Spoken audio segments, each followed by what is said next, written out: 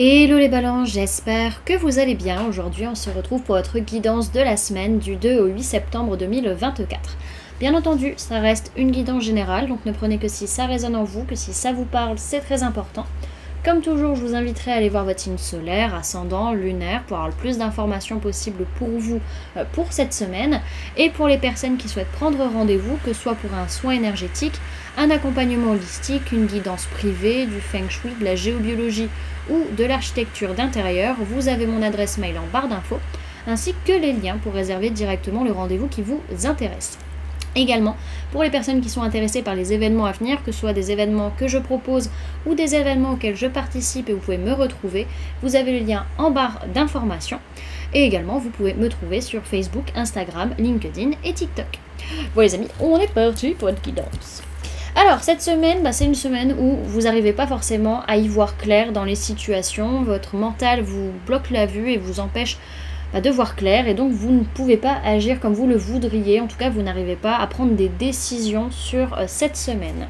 Ok, alors au niveau de votre sphère énergétique, il peut être question d'une personne de signe de feu, Bélier, Lion, Sagittaire, par rapport à qui vous faites des projections, des plans sur la comète par rapport à des choses qui se sont passées, ou alors c'est cette personne vis-à-vis de vous, mais dans tous les cas, c'est une bonne chose, ça permet de remettre les choses à leur place, et ça permet de réajuster le tir si nécessaire. Pour d'autres, il n'est pas question d'une personne de signe de feu, mais plutôt que vous êtes dans une énergie de confiance, de chaleur, vous avez confiance en vous, confiance envers les autres, vous êtes ouvert autour de vous, ouvert au monde, et vous faites des plans, des projections par rapport à des choses que vous avez vécues dans votre passé, et encore une fois, c'est une bonne chose parce que ça vous permet de réajuster le tir pour certaines choses. Ok ? Alors, sur votre sphère matérielle physique, votre vie de tous les jours, vous avez peur d'échouer cette semaine. C'est ce qui va le plus affecter votre vie de tous les jours, c'est la crainte, la peur d'échouer. N'hésitez pas à faire un bilan de votre façon de voir les choses ou votre façon de penser ou de communiquer qui pourrait vous faire penser que vous allez échouer. Ok. Alors, au niveau professionnel, il peut être question d'une personne du signe du lion par rapport à qui on se réconcilie, ou en tout cas où ça se passe bien avec cette personne à nouveau. Pour d'autres, c'est pas une personne du signe du lion, mais plutôt qu'il va falloir faire preuve en tout cas de force et de courage pour réussir à renouer ou à se réconcilier avec sa vie professionnelle ou avec une personne dans sa sphère professionnelle. Et au niveau sentimental, il peut être question d'une personne du signe de terre, taureau, vierge, capricorne, qui va pas forcément bien à l'heure actuelle, mais on dit oui, c'est bien cette personne-là, c'est la bonne personne.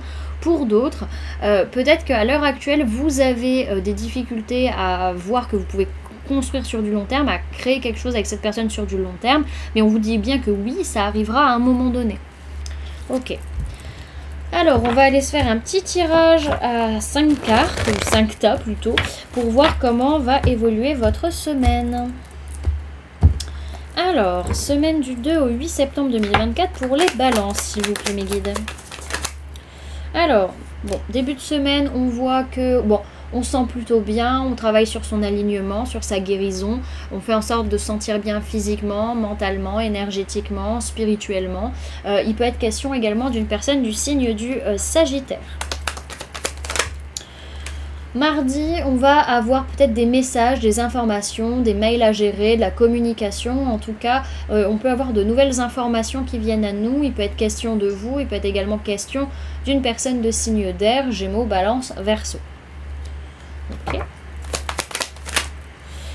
Mercredi, on lâche prise vis-à-vis d'une colère, on ne se prend pas la tête aussi vis-à-vis du fait de se challenger, de se battre ou de prouver qu'on est le ou la meilleure. Il est possible aussi que vis-à-vis d'une situation, on lâche prise et qu'on se dise tout simplement, c'est tout, je vais changer ma façon d'être, ma façon d'agir et puis je vais pas me prendre la tête. Ok. Alors, jeudi, on a quoi? Jeudi, il peut être question d'une personne de signe d'eau, Cancer, Poisson, Scorpion, par rapport à qui on a peur de revenir en arrière, par rapport à qui on a peut-être peur de perdre des choses, peur de perdre de la valeur. Ça peut être également vis-à-vis de votre enfance ou vis-à-vis de vos enfants ou vis-à-vis d'un projet créatif. Ok.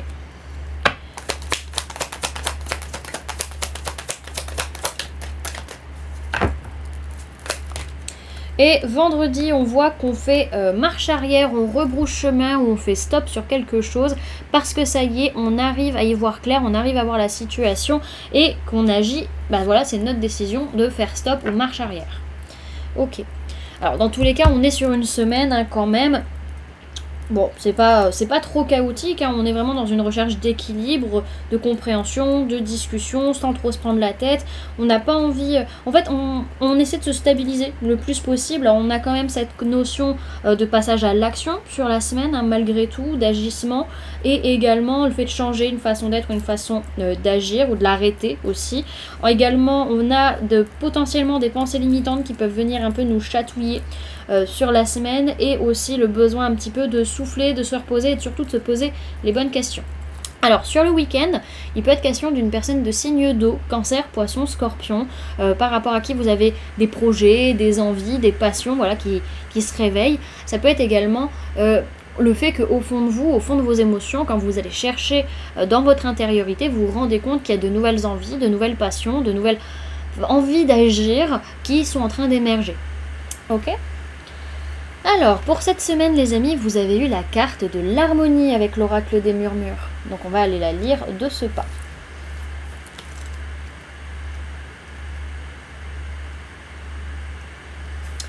Alors, on vous parle d'unité, d'ancrage, de stabilité et d'alignement.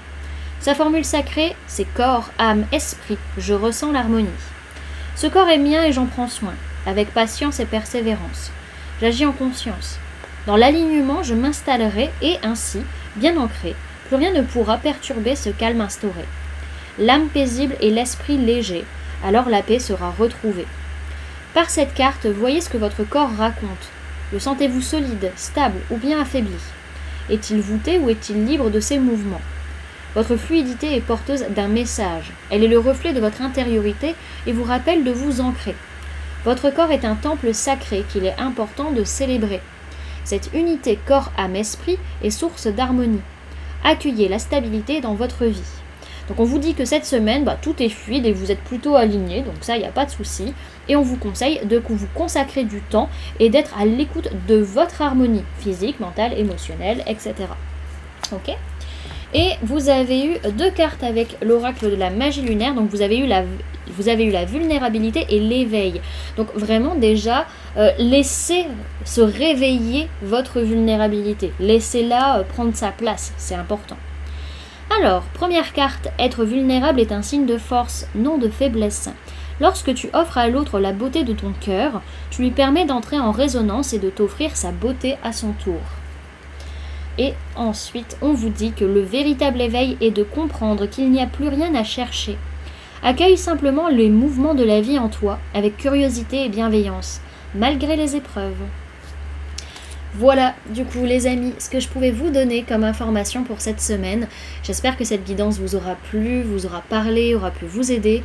N'hésitez pas à me dire en commentaire comment cette guidance résonne en vous par rapport à ce que vous vivez actuellement.